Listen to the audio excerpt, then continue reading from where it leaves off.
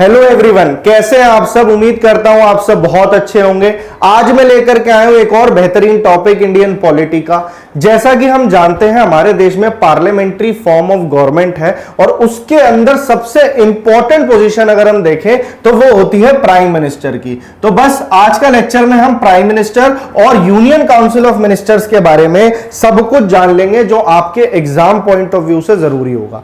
यह हमारा अभिनंदन बैच चल रहा है जिसमें ये आपकी क्लासेस आ रही हैं।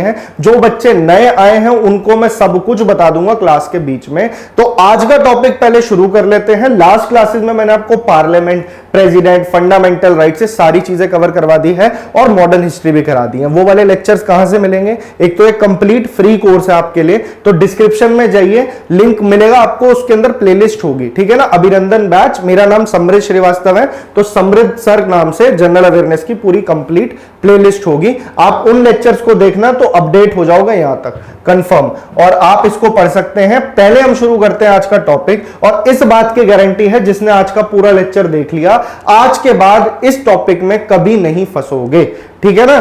तो जैसा कि हम जानते हैं हमारे देश में प्राइम मिनिस्टीरियल गवर्नमेंट होती है जो हमने ब्रिटेन से ली है, ठीक है। हमारे यहां पे पार्लियामेंट्री फॉर्म ऑफ गवर्नमेंट है और यहां पे मेन पावर होती है प्राइम मिनिस्टर के पास और जो उनकी टीम है जिनको हम कहते हैं काउंसिल ऑफ मिनिस्टर्स के पास, ठीक है।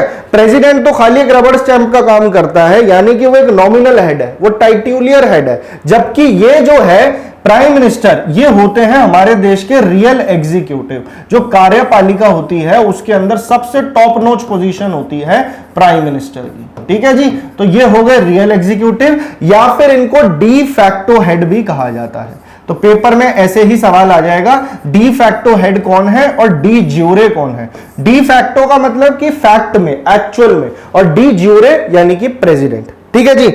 अब जितने भी इंपॉर्टेंट फंक्शंस होते हैं वो प्रेसिडेंट के नाम पे लिए जाते हैं, इसलिए हम जितने भी फंक्शंस होते हैं, चाहे एग्जीक्यूटिव हो, उसके लेजिस्लेचर हो, तो जितने भी फंक्शंस हैं हम प्रेसिडेंट में पढ़ चुके हैं।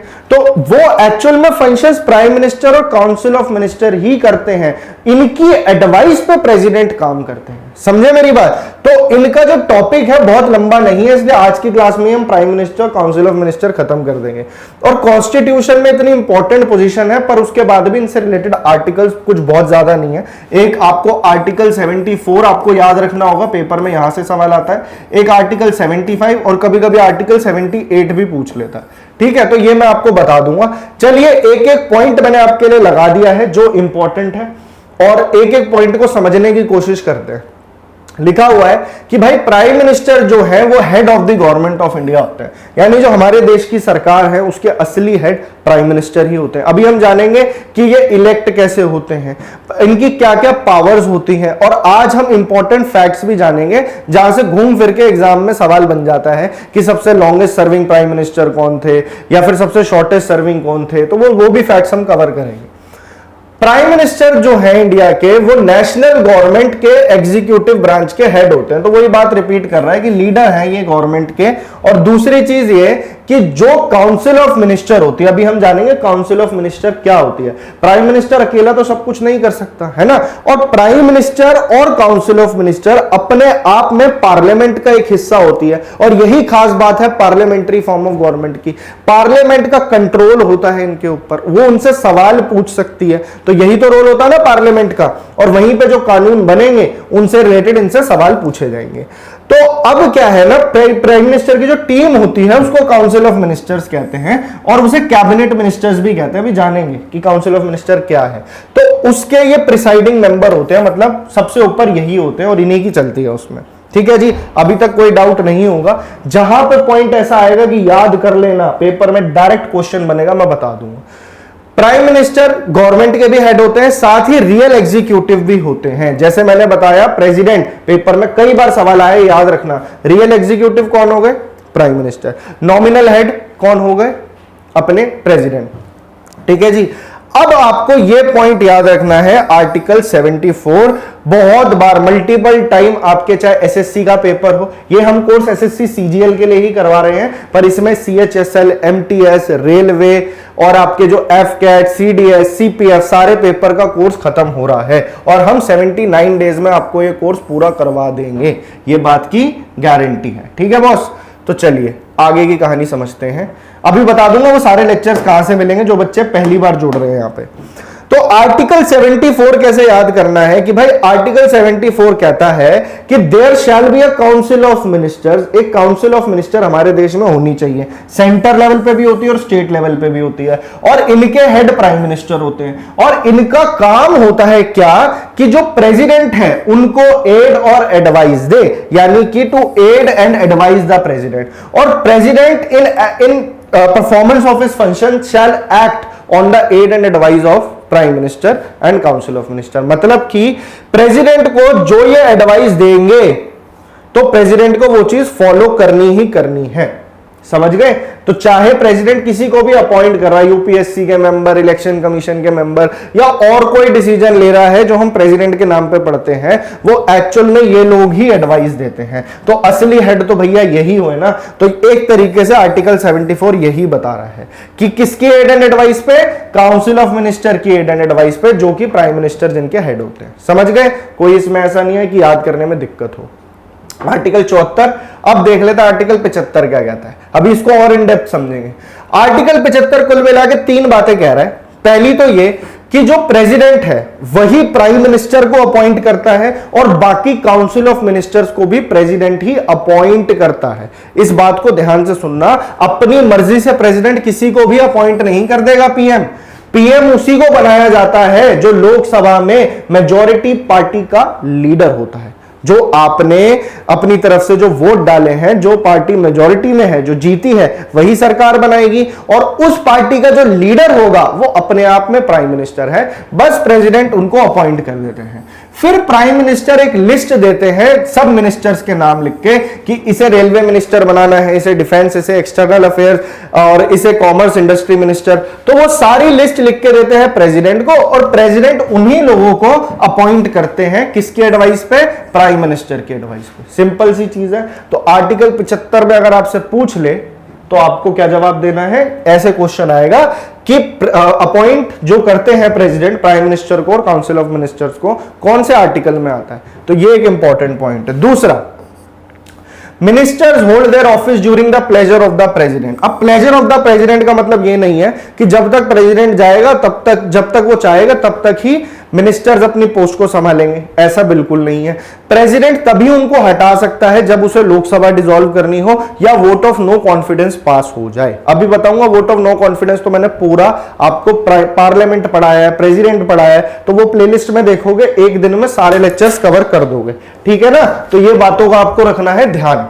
चलिए आगे बढ़ाते हैं कहानी को। एक सेकेंड। हाँ जी, तो बात कर लेते हैं काउंसिल ऑफ मिनिस्टर्स। हमारे देश में पार्लियामेंट्री फॉर्म ऑफ गवर्नमेंट है, तो वो कलेक्टिवली रिस्पॉन्सिबल होते हैं लोकसभा को। ऐसा नहीं है कि इंडिविजुअली रिस्पॉन्सिबल होते हैं। अगर काउंसिल ऑफ मिनिस्टर का कोई भी व्यक्ति बात कर रहा है लोकसभा में, तो वो पूरी मिनिस्ट्री को रिप्रेजेंट कर रहा है। तो ये लोग एक साथ, जो इसलिए कहते हैं council of minister, they swim and sink together. ठीक है ना? तो मतलब ऐसा नहीं है कि इंडिविजुअल लेवल पे कोई बात नहीं करता, इनमें से पूरी टीम है जो एक दूसरे को साथ लेके चलती है। समझ गए? तो आर्टिकल 74 में जाना हमने, एड एंड एडवाइस कौन दे रहा है? प्रेसिडेंट को। आर्टिकल 75 में जाना, prime minister council of minister को अपॉइंट कौन कर रहा है, और प्रेसिडेंट से रिलेटेड चीजें। बस एक आर्टिकल और याद रखना है, आर्टिकल नंबर 78-78। ये क्या कह रहा है कि प्राइम मिनिस्टर और काउंसिल ऑफ मिनिस्टर के बीच का गैप फिल करता है कौन? सॉरी, काउंसिल ऑफ मिनिस्टर और प्रेसिडेंट के बीच का गैप कौन फिल करता है? Prime minister. यानी कि ये प्राइम मिनिस्टर की ड्यूटी है क्या, कि उसे सारे डिसीजंस कम्युनिकेट करने पड़ेंगे। जो भी डिसीजन काउंसिल ऑफ मिनिस्टर ने बैठ के लिए हैं वो हमारे देश के राष्ट्रपति को बताने होंगे। And this is the duty of the prime minister. तो एक तरह से जो गैप है इनके बीच का वो फिल करता है, प्रेसिडेंट को एक एक बात बताता है। समझ गए? तो ये जरूरी है बताना। तो ये 3 आर्टिकल्स आपको याद रखने हैं। अब समझते हैं कि क्या क्वालिफिकेशन चाहिए, किस तरीके से अपॉइंटमेंट होता है एक प्राइम मिनिस्टर का। तो जैसा कि हमने आर्टिकल 75 में पढ़ ही लिया, प्राइम मिनिस्टर को अपॉइंट तो करता है प्रेसिडेंट। ठीक है? अब प्रेसिडेंट ऐसे ही किसी को भी अपॉइंट करके किसी को भी अपनी मर्जी से प्राइम मिनिस्टर नहीं बना सकता, वो उसी को प्राइम मिनिस्टर बनाएगा। लिखा है जो लीडर होगा मेजॉरिटी पार्टी का। आपने वोट डाले, लोकसभा में 545 या 550 सीटों को भर दिया। अब देखा जाएगा कौन सी पार्टी मेजॉरिटी में आई, यही प्रोसीजर होता है। और जो पार्टी मेजॉरिटी में आई उसका एक लीडर होगा और उसी को प्रेसिडेंट क्या करेगा, प्राइम मिनिस्टर बना देगा। यही बात लिखी है, ठीक है। और यही पार्लियामेंट्री फॉर्म ऑफ गवर्नमेंट में होता है। एग्जैक्टली आगे बढ़ते हैं। अगर कोई पार्टी क्लियर मेजॉरिटी में आई ही नहीं तो उस केस में प्रेसिडेंट अपनी डिस्क्रिशन यानी अपनी मर्जी से एक बंदे को अपॉइंट कर सकते हैं प्राइम मिनिस्टर, जो उसी हाउस का मेंबर होगा। और उसमें भी क्या होता है कि ऐसे केस में क्या होता है, प्रेसिडेंट उसी को अपॉइंट करता है जो कि चलो मेजॉरिटी में नहीं है पर लार्जेस्ट पार्टी हो कम से कम, या फिर कोलिशन हो, ठीक है, गठबंधन हो जो कि लार्जेस्ट हो, तो उनका जो लीडर अपॉइंट करेंगे वो लोग, तो उसी को प्रेसिडेंट क्या करेगा कि प्राइम मिनिस्टर बना देगा। अब हमारे देश में ऐसा नहीं है कि पहले वो प्राइम मिनिस्टर बनाए और ऐसे केस में प्राइम मिनिस्टर बना दिया कि भले मेजॉरिटी में नहीं था पर लार्जेस्ट पार्टी थी, पर अपॉइंट तो कर दिया, उसके बाद कहेगा तुम्हारे पास 1 महीने का टाइम है। ये पेपर में सवाल आ जाएगा। कितने टाइम का, कितने महीने का टाइम होता है, मात्र 1 महीने का यानी 30 दिन का। इसके अंदर उस इंसान को लोकसभा के अंदर अपनी मेजॉरिटी साबित करनी होगी, यानी बाकी के जो मेंबर्स हैं उसमें कम से कम 50% प्लस 1 मेंबर, ठीक है जी। ये जो है मानते हैं कि इन्हें हम प्राइम मिनिस्टर अपॉइंट आप कर सकते हैं, यानी कि अब उसके पास मेजॉरिटी आ जाएगी उस एटलीस्ट उस एक बंदे के पास। समझ गए? तो इस तरीके से जब एमपी सपोर्ट करते हैं तो ये 1 महीने का टाइम मिलता है ऐसे केस में। ये बात आपको याद रखनी है, 1 महीने का टाइम मिलेगा अपनी मेजॉरिटी को साबित करने के लिए ऐसे केस के अंदर। चलिए आगे बढ़ते हैं। क्या ऐसा पहले कभी हुआ है जब प्रेसिडेंट ने अपनी ऐसी डिस्क्रिशन, अपनी पावर का यूज किया हो? तो ऐसा केस पेपर में पूछा जा सकता है। ऐसा हुआ है 1979 में, जब नीलम संजीवा रेड्डी देश के राष्ट्रपति थे।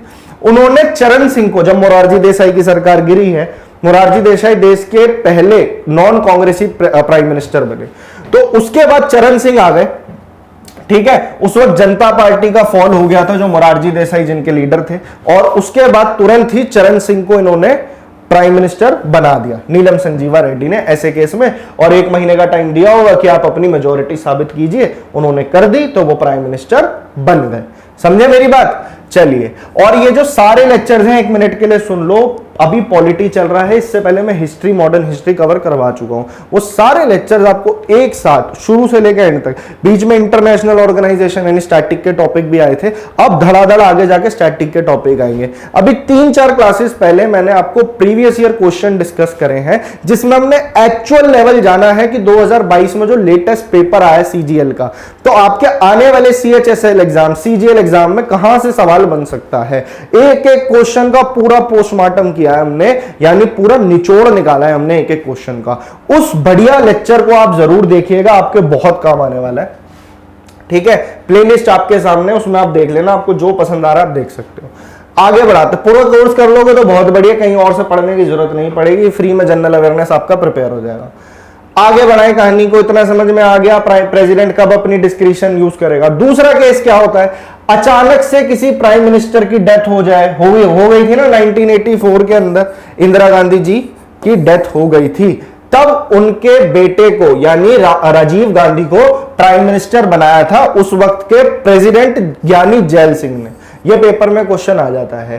पर ऐसे में क्या होता है कि अगर डेथ हो भी गई प्राइम मिनिस्टर की, तो प्रेसिडेंट पे कोई चॉइस नहीं होती, उसको उन्हीं को प्राइम मिनिस्टर बनाना होगा, जिससे कि जो गवर्निंग पार्टी है, जो पार्टी की सरकार है, वो इलेक्ट कर लेगी कि हाँ हम चाहते हैं कि ये नामांकन हम दे रहे हैं, इनको आप प्राइम मिनिस्टर बना दीजिए। तो इसमें भी कोई ज्यादा चॉइस नहीं होती।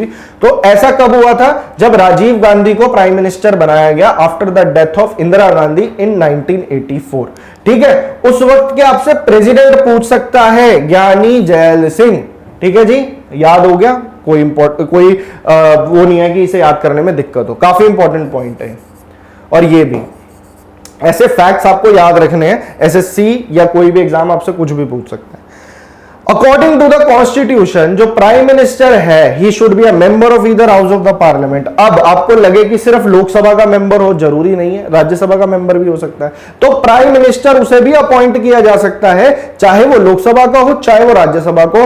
शर्त यह है कि वो एटलीस्ट पार्लियामेंट का मेंबर होना चाहिए, समझे। तो क्या ऐसा पहले कभी हुआ है कि कोई लोकसभा का मेंबर ना हो पर फिर भी प्राइम मिनिस्टर बना हो? तो ऐसा 3 केसेस हुए, ये भी आपको याद रखने हैं। पहला हुआ इंदिरा गांधी, जब वो पहला टर्म उन्होंने संभाला तब वो राज्यसभा की मेंबर थी after the death of Lal Bahadur Shastri. 1966 में जब ये पीएम बनी तो उस वक्त राज्यसभा की मेंबर थी। एचडी देवेगौड़ा 1996 और मनमोहन सिंह 2004। ये तीनों नाम, इंदिरा गांधी, एचडी देवेगौड़ा और मनमोहन सिंह, ये तीनों राज्यसभा के मेंबर थे। पेपर में क्वेश्चन आ जाएगा इनमें से कौन राज्यसभा के मेंबर नहीं थे प्राइम मिनिस्टर, तो आपके सामने ये 3 नाम होंगे, एक नहीं होगा, तो आप चुटकियों में बता दोगे, समझ गए। यहीं से सवाल बनते हैं, जो सवाल बन रहे हैं मैं आपको स्टार लगा के बता रहा हूं। आगे बढ़ाते हैं कहानी को। अगर ऐसे इंसान को प्राइम मिनिस्टर बना दिया जाए जो कि ना तो लोकसभा का मेंबर है ना राज्यसभा का मेंबर, ऐसा हो सकता है, बिल्कुल हो सकता है, अगर कोई पार्टी मेजॉरिटी में आई है, ठीक है। अब जिनको उन्हें लीडर अपॉइंट करना है, जिनको उन्हें प्राइम मिनिस्टर अपॉइंट करना है, ना तो वो लोकसभा में इलेक्शन जीते, ऐसा भी हाल ही में पीछे देखने को मिला आपको, जब बंगाल में इलेक्शन हुए थे, ममता बनर्जी जो है अपनी सीट तो हार गई थी वहां पे, पर वो बनी ना सीएम उसके बाद भी, सेम सेंटर लेवल पे भी हो सकता है। क्या होगा उस केस में, अगर प्राइम मिनिस्टर ना लोकसभा का मेंबर है ना राज्यसभा का मेंबर है, तो प्रेसिडेंट उस वक्त के लिए उसे प्राइम मिनिस्टर तो घोषित कर देगा, पर उन्हें यह भी कहेगा कि आपके पास अगले 6 महीने का टाइम है, आप दोनों में से किसी भी एक हाउस में मेंबर बन जाइए, चाहे राज्यसभा में चाहे लोकसभा में, समझ गए, सिंपल है। और 1 महीने वाला केस कौन सा था, जब प्राइम मिनिस्टर अपनी मर्जी से किसी एक को प्राइम मिनिस्टर अपॉइंट कर दे जिसकी मेजॉरिटी नहीं है उसकी पार्टी की, पर उसे 1 महीने का टाइम देगा, आप अपनी मेजॉरिटी अपने लेवल पे लोगों से सिक्योर कर सकते हो। और इस केस में क्या है कि 6 महीने का टाइम देगा, आप दोनों में से किसी एक हाउस के मेंबर बन जाइए। तो ये जो छोटे छोटे क्राइटेरिया है, यहीं से सवाल बनता है, याद कर लेना, बहुत इंपॉर्टेंट है, कोई डाउट नहीं आना चाहिए, कोई बहुत कॉम्प्लेक्स चीजें नहीं है, ये बस चीजें दिमाग में नहीं रहती अगर आप उसे रिवीजन ढंग से नहीं करते। तो यहां पे मैं आपका सारा रिवीजन करवा दूंगा, टेंशन लेने की जरूरत नहीं है।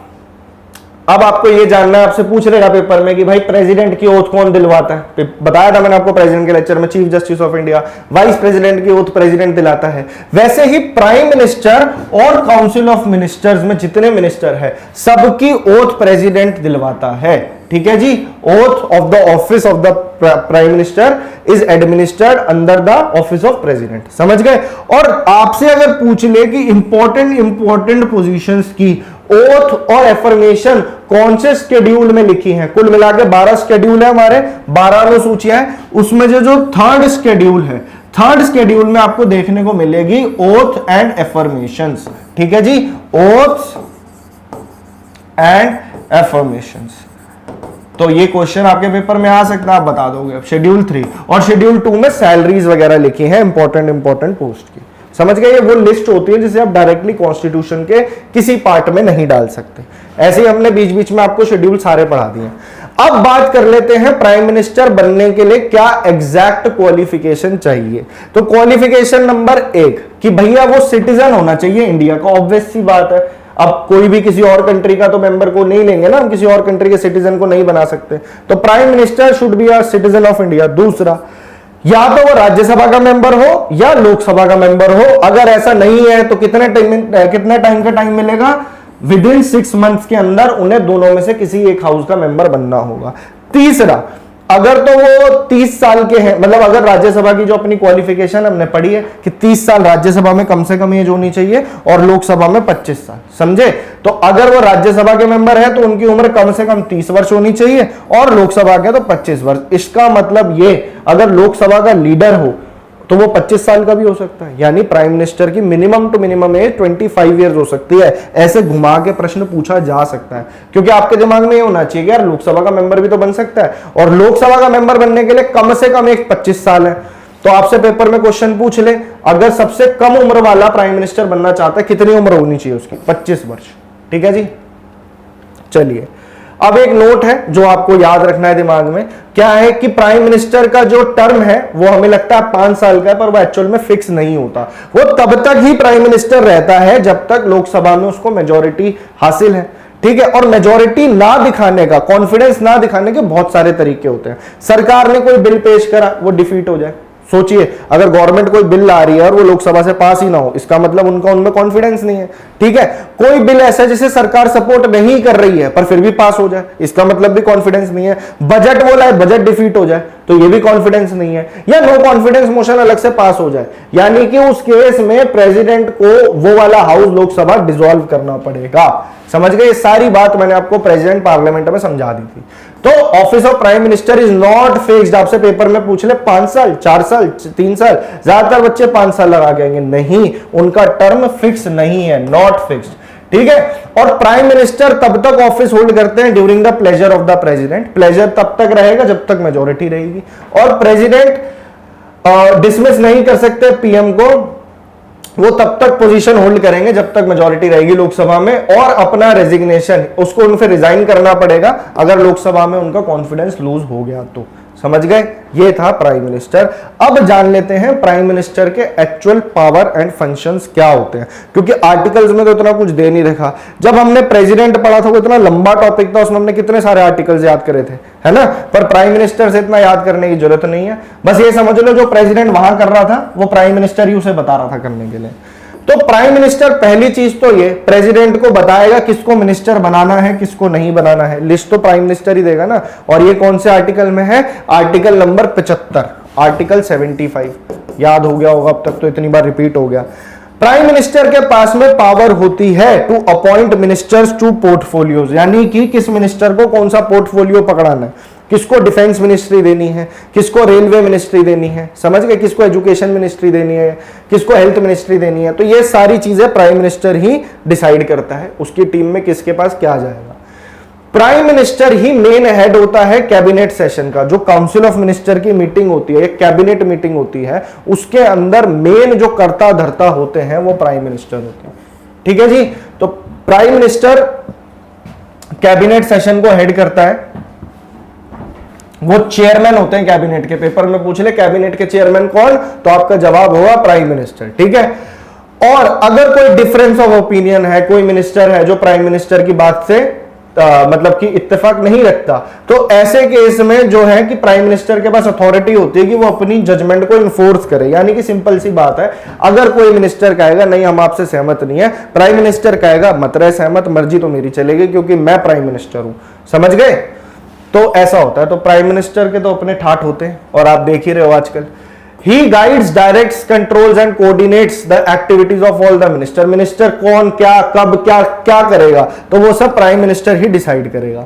प्राइम मिनिस्टर किसी भी मिनिस्टर को किसी भी वक्त बोल सकता है तुम्हारा रेजिग्नेशन मुझे कल तक अपने टेबल में चाहिए। अगर नहीं आता तो फिर उसके बाद में वो प्रेसिडेंट को भी एडवाइस कर सकता है कि इस फलाना फलाना मिनिस्टर को आप हटा दीजिए, इससे मेरी बन नहीं रही। तो प्राइम मिनिस्टर जो है डॉन होता है एक तरह से काउंसिल ऑफ मिनिस्टर का।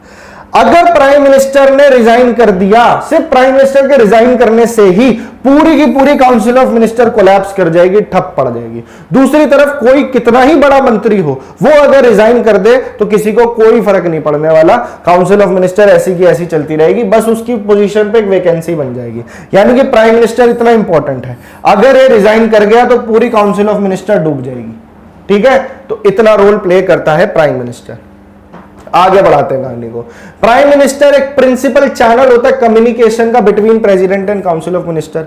आर्टिकल नंबर 78 में पढ़ा था, जितने भी डिसीजंस लिए जाएंगे काउंसिल ऑफ मिनिस्टर्स के द्वारा, वो प्राइम मिनिस्टर की ड्यूटी है कि वो प्रेसिडेंट को बताए। तो सिंपल सा पॉइंट है, आई डोंट थिंक इसमें कोई प्रॉब्लम होनी चाहिए। प्राइम मिनिस्टर प्रेसिडेंट को एडवाइस करते हैं किस केस में? जब प्रेसिडेंट हमने पढ़ा था तो एग्जीक्यूटिव फंक्शन में हमने देखा था कि प्रेसिडेंट किन किन को अपॉइंट कर रहे हैं। अटॉर्नी जनरल, अटॉर्नी जनरल का आर्टिकल मुझे कमेंट सेक्शन में बताना, ठीक है, कई बार बता चुका हूं। सीएजी का आर्टिकल साथ ही बता देना, और अभी की करंट पोस्ट भी मुझे जाननी है कौन संभाल रहा है। आगे बढ़ाएं कहानी को। तो chairman and member of the UPSC, ठीक है, chairman and member of the finance commission and so on. मतलब जितने लोगों को प्रेसिडेंट हम सोच रहे थे ओए होए प्रेसिडेंट इसको भी अपॉइंट कर रहा है, उसको भी कर रहा है, तो वो इन भाई साहब के कहने पे कर रहा था, ठीक है जी। तो प्राइम मिनिस्टर ही एडवाइस करता है और प्रेसिडेंट की ड्यूटी होती है कि वो प्राइम मिनिस्टर की एडवाइस पे एक्ट करे। ये कौन से आर्टिकल में लिखा है? Article number 74। इस तरीके से जहां जहां कुछ मिले रिलेट करके पढ़ो। आगे, प्राइम मिनिस्टर अब किस किस का चेयरमैन होता है, ये इंस्टीट्यूशन आपसे पेपर में पूछ सकता है। नीति आयोग जो कि थिंक टैंक है गवर्नमेंट का, तो नीति आयोग का चेयरमैन, नेशनल डेवलपमेंट काउंसिल का चेयरमैन, नेशनल इंटीग्रेशन काउंसिल का chairman, national water resource council का चेयरमैन और इंटर स्टेट काउंसिल का चेयरमैन। इसके अलावा भी कई इंपॉर्टेंट ऑर्गेनाइजेशन का चेयरमैन पीएम होता है, परंतु हम ये वाली याद रखेंगे क्योंकि ये इंपॉर्टेंट है। तो ये 5 याद रखना, NITI Aayog, national development council, national integration council, water resource council और इंटर स्टेट काउंसिल, ठीक है। और ये चीफ स्पोक्स पर्सन भी होता है यूनियन गवर्नमेंट का। यूनियन गवर्नमेंट क्या सोचती है, क्या बोलती है, उसका chief spokes person is the prime minister. समझ गए? चलिए अब आ जाते हैं काउंसिल ऑफ मिनिस्टर्स के ऊपर। यही टॉपिक है, इसमें से क्वेश्चन जो मैंने आपको बताया ना, इसी में से सवाल बनेंगे। और क्या सवाल बनेंगे उसके लिए इस चैनल से जुड़ के रहना, क्योंकि अभी फिर मैं PYQs लाने वाला हूं। वो क्लास बिल्कुल मिस मत करना ताकि आपको पता रहे जो हम पढ़ रहे हैं वो हम सही डायरेक्शन में जा रहे हैं। समझ गए? तो आपकी नॉलेज का टेस्ट कब होता है? जब आप क्वेश्चंस को प्रैक्टिस करते हो। इन क्लासेस की यही खासियत है कि आपका टाइम बहुत ज्यादा जरूरी है, जो मैं हर क्लास में कहता हूं, और आपका एक एक मिनट बहुत इंपॉर्टेंट है और हमारी गारंटी है कि आपका वो टाइम बिल्कुल भी वेस्ट ना हो। ठीक है जी। तो हम आपको जो पढ़ाएंगे वहां से सवाल बिल्कुल आएगा। रीजनिंग की, इंग्लिश की, साइंस की क्लासेस की प्लेलिस्ट भी आपको उसी डिस्क्रिप्शन बॉक्स में मिल जाएगी और इस कोर्स के बारे में at the end of the lecture मैं आपको डिस्कस करूंगा। अभी देखते हैं काउंसिल ऑफ मिनिस्टर, थोड़ा सा लेक्चर बचा है, इसे देख लो, इंपॉर्टेंट पॉइंट्स अभी बचे हैं। काउंसिल ऑफ मिनिस्टर्स को पूछ सकता है एग्जामिनर कितनी कैटेगरीज में बांटा जा सकता है। देखिए, जब भी कैबिनेट की मीटिंग होती है तो पूरा का पूरा जत्था साथ में नहीं आता मीटिंग के अंदर, यानी कि अगर 80 मिनिस्टर हैं तो 80 मिनिस्टर जाएंगे, है ना, तो ऐसा नहीं होता। तो उसके अंदर भी कैटेगरी होती है मिनिस्टर की, ठीक है। तो इसमें 3 कैटेगरी होती है मेनली। एक तो होते हैं कैबिनेट मंत्री, कई बार आपने न्यूज में सुना होगा, वैसे भी आपको पता होगा। एक होते हैं मिनिस्टर ऑफ स्टेट और एक होते हैं डेप्यूटी मिनिस्टर। ये 3 कैटेगरी के मिनिस्टर होते हैं। अब ये क्या होते हैं वो अभी हम जानेंगे। पहले एक इंपॉर्टेंट फैक्ट याद करो, ये पेपर में आता है क्या, 91st कॉन्स्टिट्यूशनल अमेंडमेंट एक्ट याद करो, 2003 में आई थी 91st कॉन्स्टिट्यूशनल अमेंडमेंट एक्ट। और ये पेपर में कई बार क्वेश्चन रिपीट हुआ है। क्वेश्चन आता है कि काउंसिल ऑफ मिनिस्टर और प्राइम मिनिस्टर को मिला के टोटल कितने मेंबर्स होने चाहिए, यानी कितनी स्ट्रेंथ होनी चाहिए उनकी, ठीक है। तो ये इस अमेंडमेंट के बाद आया था कि 15% यानी 15% लोकसभा के मेंबर्स से ज्यादा स्ट्रेंथ नहीं होनी चाहिए काउंसिल ऑफ मिनिस्टर की। ये नहीं कि आप पूरी पार्टी के जितने आपके लोग जीते हैं सबको आप मिनिस्टर बना दो, ऐसा नहीं होता। खूब चमचागिरी करनी पड़ती है प्राइम मिनिस्टर की, मालिक हमें ये मिनिस्टर बना दो, वो मिनिस्टर बना दो, तो प्राइम मिनिस्टर देख के रखता अपने बंदे। मान लीजिए लोकसभा की स्ट्रेंथ 545 है, ठीक है। अब इसका 15% आप निकाल लो, कितना आएगा, 15% अगर निकालोगे तो ये आ जाएगा 54, पकड़ लो, 54 का 27 कर लो, 81-82 के आसपास आएगा, ठीक है। तो 15% से ज्यादा आपका council of minister plus prime minister की स्ट्रेंथ नहीं होनी चाहिए। और ये हमें कौन सी अमेंडमेंट एक्ट के बाद पता लगा, 91st कॉन्स्टिट्यूशनल अमेंडमेंट एक्ट जो 2003 में आई थी। इंपॉर्टेंट है, नोट कर लो, दिमाग में छाप लो। इन लेक्चर्स का PDF मैं आपको टेलीग्राम चैनल पर दूंगा, पर कब, जब आप मुझे कमेंट सेक्शन में बताएंगे, ठीक है जी। आगे बढ़ाते हैं कहानी को। और यही केस लेजिस्लेटिव असेंबली में भी चलता है, यानी कि जो स्टेट असेंबलीज हैं उसमें भी 15% का रूल चलेगा। Before a minister takes over his office, तो क्या होगा, प्रेसिडेंट जो है उसकी ओथ और वही ऑफिस की सीक्रेसी, ओथ एंड अफर्मेशन, यानी कि जो ओथ लेंगे प्राइम मिनिस्टर और काउंसिल ऑफ मिनिस्टर वो प्रेसिडेंट के आगे लेंगे। तो काउंसिल ऑफ मिनिस्टर के लिए भी बता रहा है कि ये भी प्रेसिडेंट के आगे लेंगे, और ये 3rd शेड्यूल में लिखी है इनकी जो ओथ एंड अफर्मेशन है। चलिए आगे, अगर कोई मिनिस्टर, समझिए, अगर कोई मिनिस्टर दोनों में से किसी भी हाउस का मेंबर नहीं है, मिनिस्टर तो बन गया पर दोनों में से किसी हाउस का मेंबर नहीं है 6 महीने तक, तो उसके बाद में उसकी मिनिस्ट्री छिन जाएगी। तो वही बात है, 6 महीने का टाइम मिलेगा। मिनिस्टर भी अपॉइंट हो सकता है, जरूरी नहीं है लोकसभा राज्यसभा में वो जीता हो, पर उसे मेंबर बनना पड़ेगा, 6 महीने का टाइम उसको मिलेगा, वही बात है। अब समझ लेते हैं मिनिस्टर्स की कैटेगरीज को। Number 1, cabinet minister most important ministers होते हैं और इनकी स्ट्रेंथ 10 से लेके 15 से लेके 20 के अंदर वेरी करती है। सारे इंपॉर्टेंट मिनिस्टर जितने होते हैं, चाहे वो डिफेंस होम मिनिस्टर हो, डिफेंस मिनिस्टर हो, फाइनेंस मिनिस्टर हो, एक्सटर्नल अफेयर्स मिनिस्टर हो, एजुकेशन मिनिस्टर हो, तो ये जितने मिनिस्टर होते हैं ये आपके देश को चला रहे हैं, समझ गए। और इनके आगे भी बड़ी ही ऑर्गेनाइज मशीनरी होती है, ब्यूरोक्रेट्स की, सेक्रेटरीज की, तो पूरे पूरे ऑफिसेज होते हैं। तो इस तरीके से आपकी सरकार चलती है। तो जो ये हेड होते हैं इंपॉर्टेंट मिनिस्ट्रीज के, उनको हम कहते हैं कैबिनेट मंत्री। तो सब कैबिनेट मंत्री नहीं होते। और cabinet chief policy formulating body होती है सेंट्रल गवर्नमेंट की। जब हम मीटिंग सुनते हैं, कैबिनेट की मीटिंग, कैबिनेट की मीटिंग, तो कैबिनेट अपने आप में काउंसिल ऑफ मिनिस्टर का पार्ट है, पर इसका मतलब ये नहीं है पूरी काउंसिल ऑफ मिनिस्टर को यही रिप्रेजेंट करते हैं, पहले तो ये जान लो। अब पूरा का सब लोग नहीं जाते उस मीटिंग में, जब बुलाया जाता है किसी स्पेसिफिक मिनिस्टर को कि इस मिनिस्टर को ले आना, इस मिनिस्टर को ले आना, तब आ जाता है। पर कैबिनेट मीटिंग में सेंट्रल गवर्नमेंट के अंदर यही इंपॉर्टेंट मिनिस्टर्स आते हैं। दूसरी कैटेगरी क्या होती है मिनिस्टर्स की? मान लीजिए 80 मिनिस्टर्स हैं, अब सब थोड़ी कैबिनेट मिनिस्टर्स हैं। उसमें से दूसरी कैटेगरी होती है मिनिस्टर्स ऑफ स्टेट। इनको इंडिपेंडेंट चार्ज दे दिया जाता है छोटी मोटी मिनिस्ट्रीज का। छोटी मोटी तो नहीं, हर चीज इंपॉर्टेंट है देश में, पर इतने बड़े लेवल की मिनिस्ट्रीज नहीं होती। या फिर इनको लिंक कर दिया जाता है, इनके डिपार्टमेंट को अटैच कर दिया जाता है दूसरे अन्य कैबिनेट मिनिस्टर्स के साथ कि आप इनकी हेल्प करोगे। तो अगर क्रोनोलॉजी में पूछ ले, सबसे ऊपर कैबिनेट मिनिस्टर, फिर मिनिस्टर ऑफ स्टेट, और उसके भी नीचे आते हैं डेप्यूटी मिनिस्टर। अब डेप्यूटी मिनिस्टर जो होते हैं, इनको या तो कैबिनेट मंत्रियों के साथ अटैच किया जाएगा या फिर मिनिस्टर ऑफ स्टेट के साथ अटैच कर दिया जाएगा, ठीक है। और वो उनको असिस्ट करते हैं उनके एडमिनिस्ट्रेशन में, चाहे पॉलिटिकल हो या पार्लियामेंट्री ड्यूटीज परफॉर्म करने के लिए। तो हेल्पिंग हैंड का काम करते हैं डिप्टी मिनिस्टर। तो समझ गए, सबसे ऊपर कैबिनेट मंत्री, उसके नीचे काउंसिल ऑफ, उसके नीचे स्टेट मिनिस्टर और उसके नीचे डेप्यूटी मिनिस्टर, ठीक है। अब एक नोट यहां पे लिखा है, इसको समझ लेना, दिमाग में बिठा लेना, जो मैं पहले बता रहा था। लोकसभा क्या कह रहा है कि if the Lok Sabha passes a bill that the council of minister does not support, यानी कि अब ये बता रहा है कि भाई काउंसिल ऑफ मिनिस्टर और प्राइम मिनिस्टर का जो पावर है वो कब जा सकती है। यूं तो 5 साल तक उनकी सरकार रहेगी जब तक नए इलेक्शन नहीं हो जाते, पर कभी कभी ऐसी सिचुएशन आ जाती है कि या तो वोट ऑफ नो कॉन्फिडेंस पास हो जाए, या फिर सरकार ने, मैंने आपको लास्ट लेक्चर में पार्लियामेंट के बताया था ना, 2 तरह के बिल होते हैं, पब्लिक मेंबर बिल और private member bill.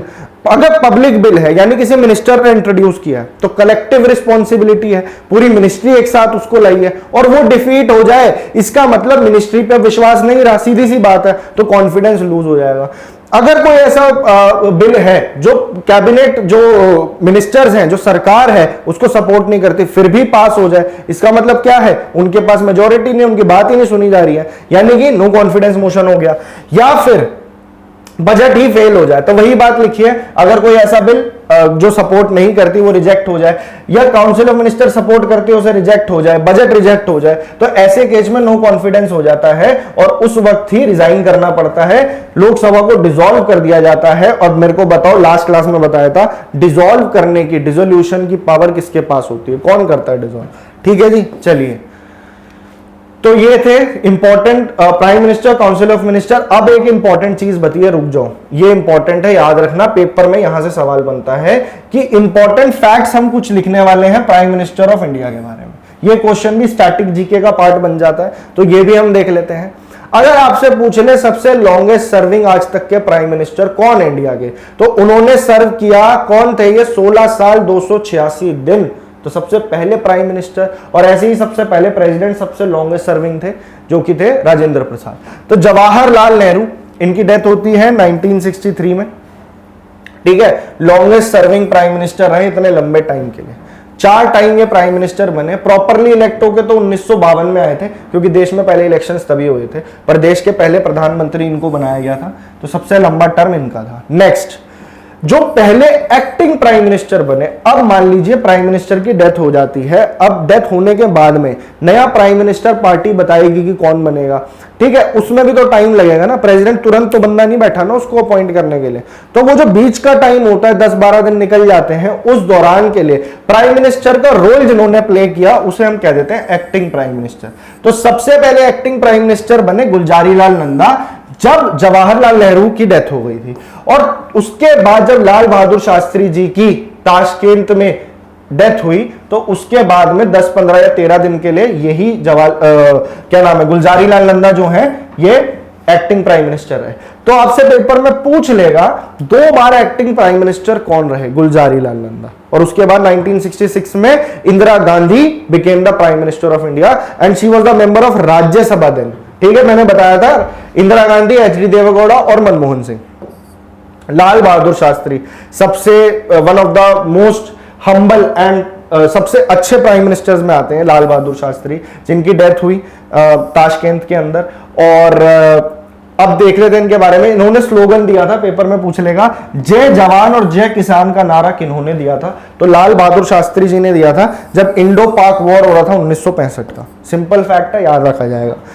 Indira Gandhi ऐसी पहली लेडी प्राइम मिनिस्टर थी इंडिया की, और अभी तक भी लेडी प्राइम मिनिस्टर यही रही हैं। She is the second longest serving prime minister. अगर आपसे पूछ ले सबसे ज्यादा लॉन्गेस्ट सर्विंग, जवाहरलाल नेहरू, इसके बाद सबसे लंबा टेन्योर इंदिरा गांधी जी का। ठीक है, मोरारजी देसाई, पाकिस्तान के बेस्ट फ्रेंड इनको कहा जाता था, जोक सपाट, कई बार ऐसी चीजें बोली गई इनके बारे में। तो मोरारजी देसाई जो है ये सबसे बुजुर्ग, सबसे ओल्डेस्ट पर्सन थे जो प्राइम मिनिस्टर बने। किस एज में सोचिए, 84 की उम्र में। ठीक है, और ये पहले ऐसे व्यक्ति थे जिन्होंने अपने ऑफिस से रेजिग्नेशन दिया जब जनता पार्टी का डिक्लाइन हुआ, और उसके बाद प्राइम मिनिस्टर बनाया चरण सिंह को। ठीक है, अगर आपसे पूछ ले सबसे पहले नॉन कांग्रेसी प्राइम मिनिस्टर कौन बने, तो दैट वाज मोरारजी देसाई। मोरारजी देसाई पहले नॉन कांग्रेसी। और चरण सिंह, जिनको अपॉइंट किया था तब के प्रेसिडेंट नीलम संजीवा रेड्डी ने, जब अपनी डिस्क्रिप्शन बताई थी ना मैंने आपको, तो चरण सिंह 5th प्राइम मिनिस्टर थे, और उन्होंने कभी पार्लियामेंट फेस ही नहीं करी, इतनी जल्दी उनकी सरकार गिर गई थी। ठीक है, राजीव गांधी, हस्बैंड ऑफ श्रीमती सोनिया गांधी। अच्छा, हमें पता नहीं था सोनिया गांधी के हस्बैंड है। हस्बैंड ऑफ सोनिया गांधी और सन ऑफ इंदिरा गांधी। ठीक है, फादर ऑफ राहुल गांधी। तो काफी, राजीव गांधी जो थे इनका ये सबसे छोटे यंगेस्ट थे देश के प्राइम मिनिस्टर बने थे, जो किस उम्र में, 40 की उम्र में। तो आपसे पूछ ले सबसे कम उम्र वाले प्राइम मिनिस्टर कौन थे, तो राजीव गांधी थे। वीपी सिंह, ये ऐसे पहले प्राइम मिनिस्टर थे जिनके खिलाफ नो कॉन्फिडेंस मोशन पास हुआ और वो उसके बाद में प्राइम मिनिस्टर की गद्दी से उतरे। तो अभी तक क्या क्या बताया, जवाहरलाल नेहरू लॉन्गेस्ट सर्विंग, और आपके second longest serving Indira Gandhi, उसके बाद में लाल बहादुर शास्त्री, जय जवान जय किसान, acting prime minister Gulzari Lal Nanda. ठीक है, ये सारी बातें मैंने आपको बता दी। मोरारजी देसाई ओल्डेस्ट थे, और इन्होंने पहले ऐसे थे जिन्होंने रिजाइन करा। चरण सिंह जो थे उन्होंने कभी पार्लियामेंट फेस नहीं करी, ये क्वेश्चन आया है पेपर में आपके प्रीवियस ईयर में, बता रहा हूं। राजीव गांधी सबसे कम उम्र के थे। वीपी सिंह ऐसे थे जिन्होंने नो कॉन्फिडेंस मोशन के बाद उन्होंने गद्दी छोड़ी, और अटल बिहारी वाजपेयी के साथ भी ऐसा हुआ था, नो कॉन्फिडेंस मोशन। और PV Narasimha Rao, father of economic reforms of India, 1991 along with Manmohan Singh. ठीक है, एलपीजी, लिबरलाइजेशन, प्राइवेटाइजेशन और ग्लोबलाइजेशन लाके इकोनॉमी को बचाया इन लोगों ने। पीवी नरसिम्हा राव ने 9th प्राइम मिनिस्टर थे इंडिया के। साउथ इंडिया से पहले प्राइम मिनिस्टर पूछ ले तो पीवी नरसिम्हा राव थे, और इनको फादर ऑफ इकोनॉमिक रिफॉर्म्स भी कहा जाता था। बस 1-2 पॉइंट और रह गए। ऐसे पहले फॉरेन मिनिस्टर, यानी अटल बिहारी वाजपेयी तब प्राइम मिनिस्टर नहीं थे, कईयों को कंफ्यूजन होता है। 1977 में ऐसे पहले नेता जो यूनाइटेड नेशंस में जाके हिंदी में स्पीच देते हैं, कितने गर्व की बात है। तो ही delivered a speech to the United Nation General Assembly in Hindi language. ठीक है जी, आगे। और मोदी जी जो हैं ये 14वें प्राइम मिनिस्टर हैं, अभी करंट भी यही है, 2019 का इलेक्शन भी यही जीते हैं। अब मोदी जी का क्या है कि ना कि ये देश के ऐसे पहले प्रधानमंत्री हैं जो कि आजादी के बाद जिनका जन्म हुआ है। तो ये सोचिए सबसे पहले प्रधानमंत्री हैं, तो ये फैक्ट भी आगे पीछे घुमा घुमा के अगर पूछ ले तो आपके पास वो नॉलेज है। समझ गए? बस 1 मिनट और रुकना। ये तो हो गया भाई आपका आज का लेक्चर। अगर कोई डाउट हो तो पूछ लेना, मेरे हिसाब से इससे बाहर आपका सवाल नहीं बनना चाहिए। बात कर लूं मैं इस बैच की, तो ये हमारा अभिनंदन बैच चल रहा है, जिसके अंदर हम 79 दिनों में आपकी तैयारी कवर करवाएंगे सीजीएल लेवल तक की। अब उसके अंदर जितने मर्जी पेपर आप कवर कर लो, ठीक है। सीएचएसएल, एमटीएस, रेलवे और जो आपके डिफेंस के एग्जाम्स होते हैं सब आ जाएंगे इसके अंदर। तो सिर्फ सीजीएल के लिए नहीं है, सब सब्जेक्ट्स के लिए है। मैं आपको बता देता हूं, फैकल्टी से मिल लीजिए। मेरा नाम है समरेश श्रीवास्तव, मैं आपको जनरल अवेयरनेस पढ़ाता हूं, जीके वाला पोर्शन, और मेरी क्लास रोज शाम को 6 बजे आती है। तो जो बच्चे नए जुड़े हैं रोज शाम को 6 बजे आ जाया कीजिए, आपको लेक्चर मिल जाएंगे। और पूरी प्लेलिस्ट डिस्क्रिप्शन में जाओगे, अभिनंदन बैच अमृतसर जनरल अवेयरनेस, पूरी डिस्क्रिप्शन में उसका लिंक है। 20, 22, 24 लेक्चर आए होंगे, आराम से कवर कर लेना, ज्यादा लंबी क्लासेस नहीं होती। ये है आपके साइंस के टीचर, ठीक है, अभिषेक सर, इनकी क्लास 7 बजे आती है। ये अभी बायोलॉजी करा रहे हैं आपको, और यही आपका कोर्स साइंस का कवर कराएंगे। ये है कपिल सर, ठीक है, कपिल सर हैं, ये आपको इंग्लिश पढ़ाते हैं। तो जिन बच्चों को इंग्लिश में तकलीफ हो वो इनसे कांटेक्ट कीजिए, 8 बजे इनका लेक्चर आ जाएगा। और ये हैं आपके रोहित सर, जो आपको रीजनिंग की फैकल्टी है आपके, और ये आपको रीजनिंग कराते हैं बेहतरीन तरीके से, आपका रीजनिंग कंप्लीट हो जाएगा। और रीजनिंग सबसे स्कोरिंग सब्जेक्ट में उसे कहूंगा, तो आप इनसे पढ़ सकते हैं। रोज रात को 9 बजे इनकी क्लास आ जाती है, ठीक है। अब आपको शेड्यूल पूरा पता लग गया है। अगर लेक्चर अच्छा लगा हो तो अभी चैनल को सब्सक्राइब कर दीजिए और बेल आइकन को दबा देना यार, और इस वीडियो को ज्यादा से ज्यादा शेयर कीजिए, हमें भी अच्छा लगेगा। आपके लिए इतनी मेहनत हो रही है तो इतना तो बनता है। चलिए, मिलता हूं मैं आपसे आपकी नेक्स्ट क्लास में, तब तक के लिए थैंक यू सो मच। मिलते हैं कल शाम को 6 बजे। Thank you.